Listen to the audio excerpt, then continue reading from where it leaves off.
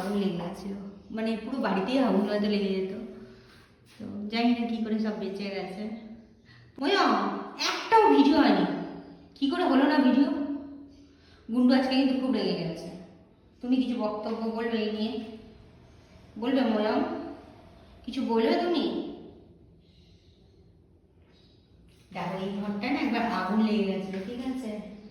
তো এই দেখো এখনো পর্যন্ত পোড়া দাগ আছে আমাদের ঘরে, ঠিক আছে? এই দেখো এই ঘরটা পুরো আগুন লেগে গেছিলো, মানে পুরো বাড়িতেই আগুন হয়তো লেগে যেত। তো জানি না কী করে সব বেঁচে গেছে। পুরো ঘরটা পুড়ে গেছিলো, এগুলো সব আবার নতুন করানো হয়েছে, ঠিক আছে? এই যে এইগুলো দেখেছো, এগুলো সব পুড়ে গেছিলো, ঠিক আছে? এগুলো সব পুড়ে গেছিলো, এগুলো সব যখন বিয়েতে গেছিলাম তখন সব নিয়ে এসেছিলাম, সব পুড়ে গেছে।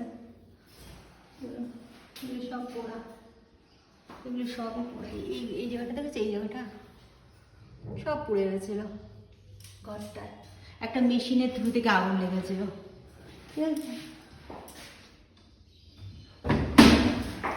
এটা যখন আফ্রিকা যাওয়া হয়েছিল তখন আনা হয়েছিল এইগুলো আফ্রিকা থেকে।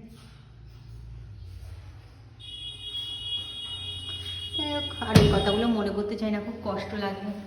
ওই ঘরটায় আগুন যখন লেগে গেছিলো, শীতকালে লেগেছিলো তো। তো ঘরের দরজাগুলো তো মোটা মোটা, আমাদের এই ঘর থেকে কোনো কিছু আওয়াজও যায় না, গন্ধও সেরকম বাইরে বেরোয় না। তো কাঁচগুলো দেখে ফেটে গেছিলো, উপরে কাঁচগুলো দেখো, দেখতে পাচ্ছি না, দেখো উপরে কাঁচগুলো ফেটে গেছিলো, এগুলো তো পুরো জ্বলে গেছিলো, নতুন করে করা হয়েছে আবার সব, পুরো জ্বলে গেছে। তো প্রায় 3 বছর হয়ে গেছিলো এই ঘরটায় আগুন লেগেছিল। একটা শীতের রাতে একটা মেশিন থেকে আগুন লেগেছিল, ঠিক আছে? তো রাতে যে ফিডিংটা করায় সেটা 1-1:30 হয়ে যায়, রাত লাস্ট ফিডিং। তো তখন তারপরে লেগেছিলো আগুনটা, ঠিক আছে? তো আর এত মোটা মোটা দরজা ছিল, বোঝাও যাচ্ছিল না। তো অনেক কিছু পুড়ে গেছিলো, আমাদের দামি দামি এই ঘরে অনেক কিছু ছিল, পাখির বিভিন্ন ধরনের বই ছিল, ঠিক আছে? সেইগুলো পর্যন্ত পুড়ে গেছিলো। তো অনেক কিছু আমি তোমাদের সাথে শেয়ার করি না, কারণ ভালো লাগে না শেয়ার করতে, এইগুলো নিজেদের মধ্যে রাখতে ভালো লাগে, কারণ দুঃখের জিনিস ভালো লাগে না।